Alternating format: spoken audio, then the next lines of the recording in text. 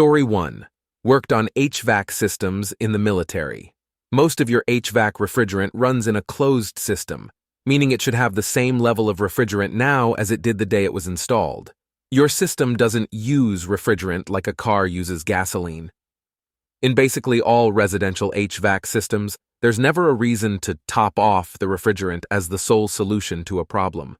If you're low on refrigerant, that means there's a leak somewhere.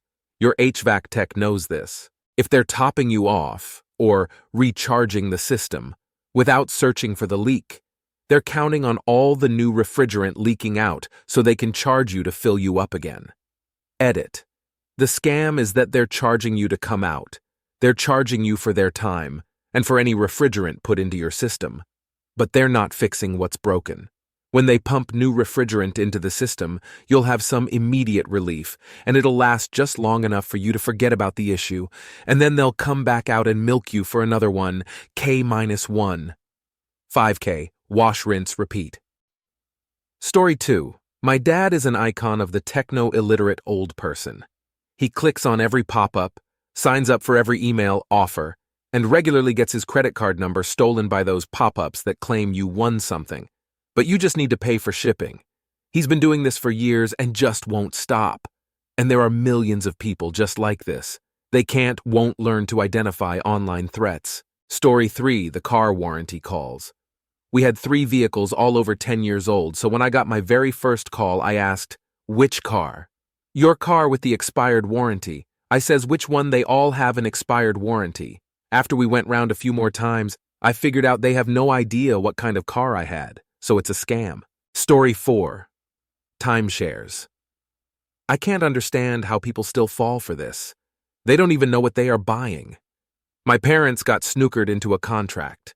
Luckily for us in New York, they are required to give you 30 days to back out, and I convinced them to do so. Story 5.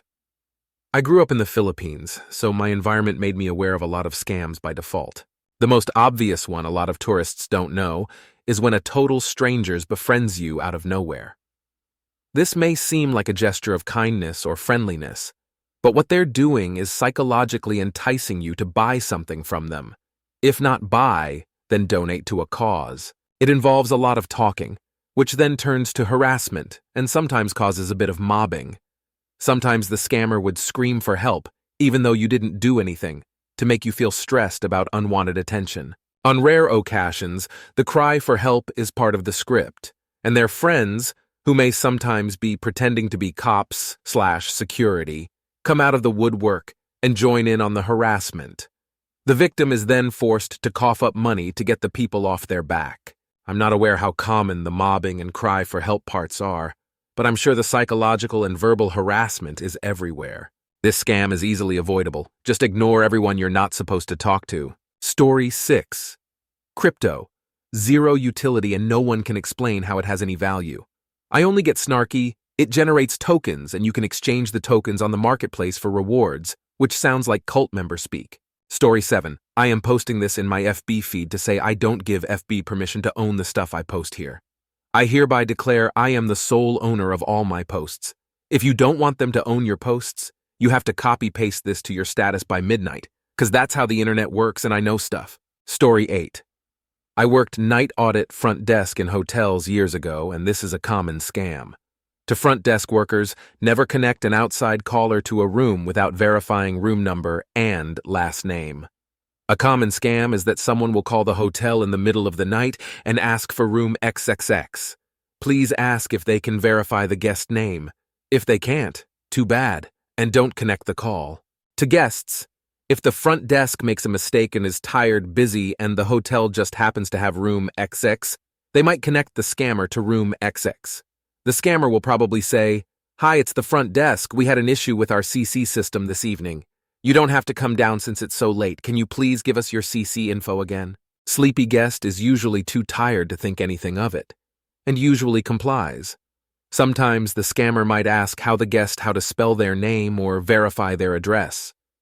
The best way to avoid this is to just get your ass up and go downstairs to speak with staff. Story 9. So there are these guys that operate out of strip malls, but oftentimes you will see them at high schools and actual malls. They will talk kids into working for a certain employer on a fixed-term contract that they are not allowed to terminate early and will promise regular promotions. They will also promise them that if they do not like the specific job they are doing, that they can change at any time. On the plus side, though, they do have really good benefits. They will pay for your college, and the healthcare plan is so good it should be for everyone across the board, although the healthcare tends to go to crap after you leave that employer. In reality, the workplace culture is trash, the pay sucks, and they tend to promote the most toxic people. They also don't tell you that the work is very hazardous, but try to pass it off as exciting and fun. Sadly, very high suicide rate among current and former employees. You can usually spot these guys walking around in a very specific type of suit or workplace outfit. Story 10. Taking your car to the dealership for an oil change, they will hit you with all kinds of shit. They will come out with a dirty cabin air filter and try to con you into getting a new one, and charging you $50 for them to take out 2 screws and replace it. And then they will always tell you that your tires need replacing soon. Story 11. Meat beef van, always white, not with any logo, has a running fridge freezer on it like a big rig. Happened more than once. I was in the garage last week, he stops, gets out and says I just made a delivery to your neighbor, and I have a bunch of leftover steaks/burgers/pork, etc. I don't know you. How do I know where that beef has been? Probably okay, but who is going to buy raw packaged meat from a plain white van? Sorry, I'm a vegan. Don't mind those 2 bags of pellets for my smoker right there in the floor. Story 12. Once had someone spoof my bank's number to call and tell me my last mortgage payment didn't process, and they needed to verify that I'm me by verifying my SSN. I laughed and told him, I don't have a mortgage, and hung up. Plus, my bank won't speak to me unless I verify my password, which is a different one from my sign-in password. But it was sneaky. They spoofed my bank's number, and I imagine it's easy to fall for. If they ask for your SSN, red flag. Story 13. I'm in several Facebook groups for artists, bands I follow closely. Merch and ticket resales are very common in these groups, but IDK how many times people will post about themselves getting scammed by someone, usually when trying to buy a ticket. They tag the profile in their post, and when I go to it, it's someone with a single to a few photos, no friends, and just join the group in question. It takes 10 seconds to click on their profile and be like, this person's profile is empty, they're probably trying to scam me out of my money. But it still happens so often, lol. Story 14. Nothing new here, but I have friends in an open marriage. She is bi and taking to this amazing hot woman. My friend is about a 6, his wife is about a 4. Woman they're talking to is a 9. They talk and get pictures, never a video, and she flakes on every attempt to meet in person. It's an obvious catfish, but they won't see it. They just invested $40K in something or other. I'm not sure the details, but they are sure it's legit and secure enough they won't lose it. It's invested and not just given to her, so they are sure it's not a trick. I really thought they were smarter than this. Story 15. Network news. I quit watching it altogether for about 6 years. I watched 10 minutes of CBS Evening News the other night, and the video footage they were using while talking about a missile strike against whichever group of people we are currently calling terrorists was from an older Modern Warfare video game. They literally don't have actual reporters anymore. Their job is to spin propaganda and nothing else. Yet people form their entire realities based on this shit. It's sad. Story 16. Herbal nutritional supplements. First of all, that whole industry is pretty unregulated. What they claim is in there isn't always, and they can add things without you knowing. There is no way to assure that you are getting what you are buying. There has even been some infant deaths from herbal teething products that unknowingly contained nightshade. Second of all, they seem to be marketed towards being cures. Second of all, these supplements and herbal remedies are not a substitute to actual medication. People start taking them and believe they can stop taking their blood pressure meds or diabetes medications because their supplement is curing them.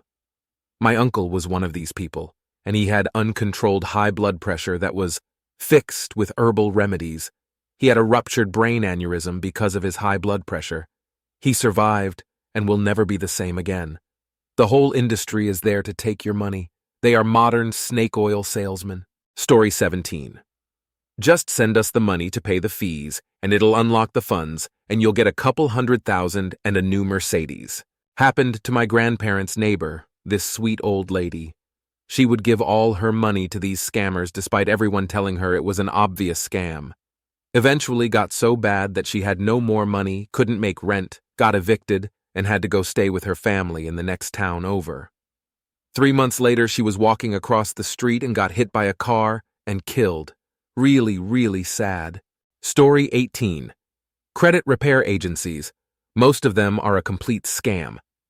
They'll take your money and claim they can clean up your credit and then mail a boilerplate letter asking for a goodwill removal to all of your lines of credit that have a DROG. The standard for Metro 2 credit reporting once any dispute is received, even if it's a goodwill request, is to then report a code indicating that DROG is in dispute, which can be interpreted negatively by other lenders. I feel very passionately against credit repair agencies, LOL. Story 19. Pensions. You pay in for 45 years or so and get barely anything out.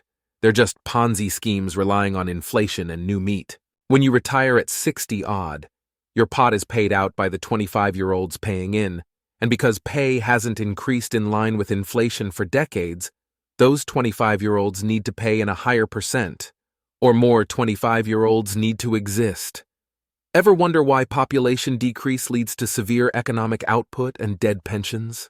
If every young person stopped paying into their pensions, older folks who paid in for 45 years would be told there's no money left. People are told the pension operates your money on the market blah blah to get a percent return. No, it just relies on new income from today's input. Steve, who started paying in 1973, retiring today, was likely making $30 monthly payments. Steve now needs that to be $300. Bob started work in 2019. He's putting $400 into his pension for when he retires in 2064, and guess what? Whoever is paying in 2064 will be financing Bob. Story 20. Corporate marketing being upsold the same shitty plastic quality blanket sold in stores for $500, as opposed to the maybe $50 it would cost from a dropshipper using Amazon. It hurts me to watch someone buy something from stores anymore. The stupid amount of choices we're given from companies who don't care about their consumers. They might say they do, but then you read the back label or feel the clothes quality. Luxury brands selling cheap and crappy quality, overly labeled clothes. I'm not talking Yeezys because for all the shit Kanye got, those things were comfortable. If you're spending money on personal comfort, do it, do it, do it. If you're buying based on a trend, you've been made the sucker. Story 21. Usury, the charging of interest. There is absolutely no reason for usury, the right to charge interest, to exist. The only justifications anyone ever gives for this are, but money lenders should be rewarded for lending money, which is BS, because the lending of money should be a benevolent act without any ulterior motive. They also like to say, interest is a tool for risk management. It allows lenders to be more safe in their lending, which is also BS because the mechanism for risk management in economies is credit. Usury has no beneficial value to anyone outside of those who charge the interest, and it is an unnecessary hindrance on all economies that it is a part of. I would go as far as to say that it is largely because of interest that capitalism acts the way it does, selfishly expansive, and such severe economic inequality exists. Don't believe me? I'll explain. A healthy economy is one in which currency circulates freely and is evenly distributed, and where the price of goods, services, and necessities is well balanced with the common distribution rate of money. To achieve a balance like this, currency needs to freely circulate more or less evenly between everyone. Usury is one of, if not the sole mechanism that creates and maintains economic inequality. When you charge interest, loan money to someone, then say, you need to pay back a percent extra, you act as a leech because that extra percent has to come from somewhere else. It is the primary tool of wealth transfer. The more inequality already exists in an economy, the more loans are given out and the more interest is charged. The more loans are given and interest is charged, the more that extra percent is sucked up from the wealth of the masses and channeled back to one or a few persons. When someone has a debt to pay, they are going to do everything they can to pay that debt with its interest, So they might raise prices on their own product or pay their employees less, or use any other plethora of ways to find that extra percent. When many people are doing this at the same time, and all have to make that extra percent, then a massive amount of money is transferred from the freely circulating economy into the hands of a few. Massive wealth itself is a disproportionate amassing and hoarding of currency that should be free-flowing, which creates and grants a disproportionate amount of power to those who hold such wealth. Then with such wealth, and because of the growing scarcity of currency and resources, because of the hoarding of the owners can give out even more loans, of course with interest, and then even more wealth is transferred into their hands, solely because they had wealth to begin with. You might be wondering, how does this work in an already healthy and prosperous economy where people don't really need to take out loans? Well, my answer to that is that there have been very few times like that in known human history. The great majority of human economies in our history have been disproportionately unequal.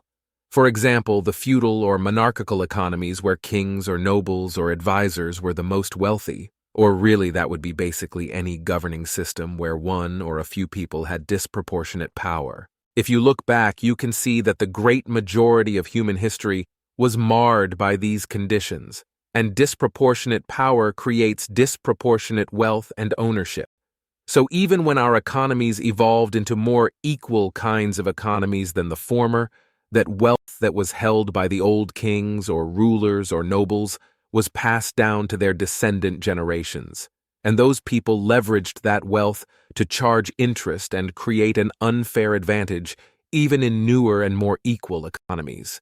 In the few cases where their wealth was plundered through conflict, generally that wealth was not redistributed back into circulation. Instead, it was repossessed by the one who conquered or who they served. Even if our economies are different than those of a more disproportionately unequal past, the existence of that passed-down hoarded wealth allows the owners of that wealth to leverage it to have more power than everyone else.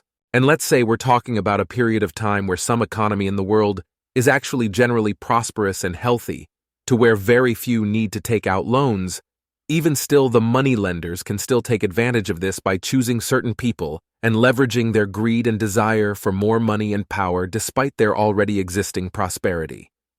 Very few humans will turn down an offer for more money just because they already have a lot of it. They will simply take the loan and add it on to their already existing wealth, and they will generally figure out some way to use the money of others to pay that loan.